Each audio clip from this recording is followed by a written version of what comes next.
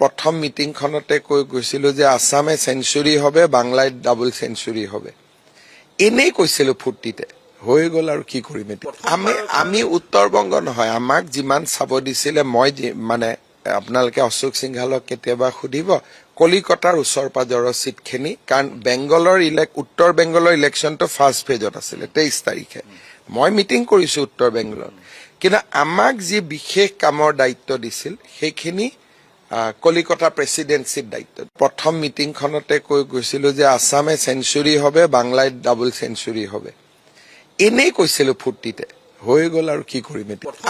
আমি উত্তৰবংগ নহয়, আমাক যিমান চাব দিছিলে, মই মানে আপোনালোকে অশোক সিংহালক কেতিয়াবা সুধিব কলিকতাৰ ওচৰ পাজৰৰ চিটখিনি, কাৰণ বেংগলৰ উত্তৰ বেংগলৰ ইলেকশ্যনটো ফাৰ্ষ্ট ফেজত আছিলে 23 তাৰিখে। মই মিটিং কৰিছো উত্তৰ বেংগলত, কিন্তু আমাক যি বিশেষ কামৰ দায়িত্ব দিছিল সেইখিনি কলিকতা প্ৰেচিডেন্সিৰ দায়িত্ব। প্ৰথম মিটিংখনতে কৈ গৈছিলো যে আসামে সেঞ্চুৰী হবে, বাংলায় ডাবল সেঞ্চুৰী হবে। এনেই কৈছিলো ফুৰ্তিতে, হৈ গ'ল আৰু কি কৰিম এতিয়া।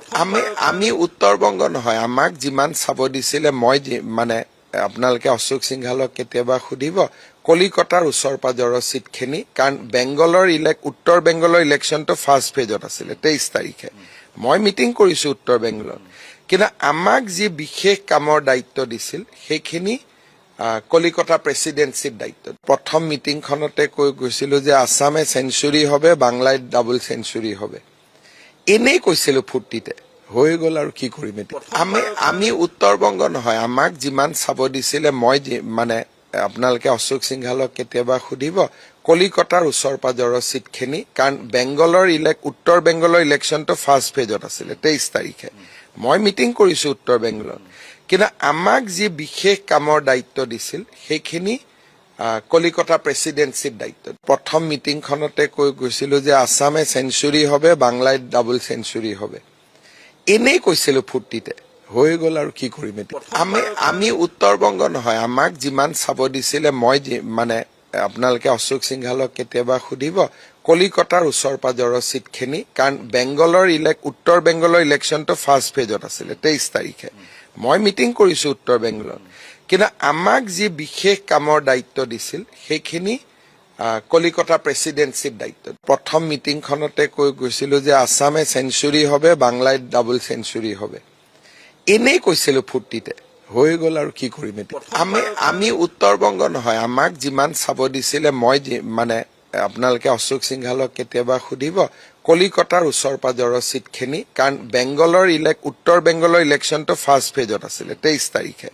মই মিটিং কৰিছো উত্তৰ বেংগলত, কিন্তু আমাক যি বিশেষ কামৰ দায়িত্ব দিছিল সেইখিনি কলিকতা প্ৰেচিডেন্সিৰ দায়িত্ব। প্ৰথম মিটিংখনতে কৈ গৈছিলো যে আসামে সেঞ্চুৰী হবে, বাংলায় ডাবল সেঞ্চুৰী হবে। এনেই কৈছিলো ফুৰ্তিতে, হৈ গ'ল আৰু কি কৰিম এতিয়া। আমি উত্তৰবংগ নহয়, আমাক যিমান চাব দিছিলে, মই মানে আপোনালোকে অশোক সিংহালক কেতিয়াবা সুধিব কলিকতাৰ ওচৰ পাজৰৰ চিটখিনি, কাৰণ বেংগলৰ উত্তৰ বেংগলৰ ইলেকশ্যনটো ফাৰ্ষ্ট ফেজত আছিলে 23 তাৰিখে। মই মিটিং কৰিছো উত্তৰ বেংগলত, কিন্তু আমাক যি বিশেষ কামৰ দায়িত্ব দিছিল সেইখিনি কলিকতা প্ৰেচিডেন্সিৰ দায়িত্ব। প্ৰথম মিটিংখনতে কৈ গৈছিলো যে আসামে সেঞ্চুৰী হবে, বাংলায় ডাবল সেঞ্চুৰী হবে। এনেই কৈছিলো ফুৰ্তিতে, হৈ গ'ল আৰু কি কৰিম এতিয়া।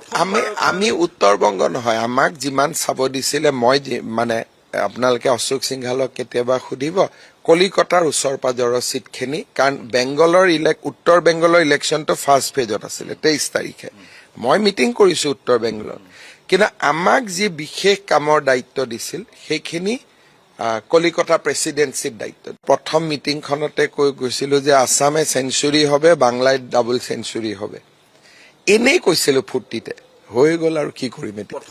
আমি উত্তৰবংগ নহয়, আমাক যিমান চাব দিছিলে, মই মানে আপোনালোকে অশোক সিংহালক কেতিয়াবা সুধিব কলিকতাৰ ওচৰ পাজৰৰ চিটখিনি, কাৰণ বেংগলৰ উত্তৰ বেংগলৰ ইলেকশ্যনটো ফাৰ্ষ্ট ফেজত আছিলে 23 তাৰিখে। মই মিটিং কৰিছো উত্তৰ বেংগলত, কিন্তু আমাক যি বিশেষ কামৰ দায়িত্ব দিছিল সেইখিনি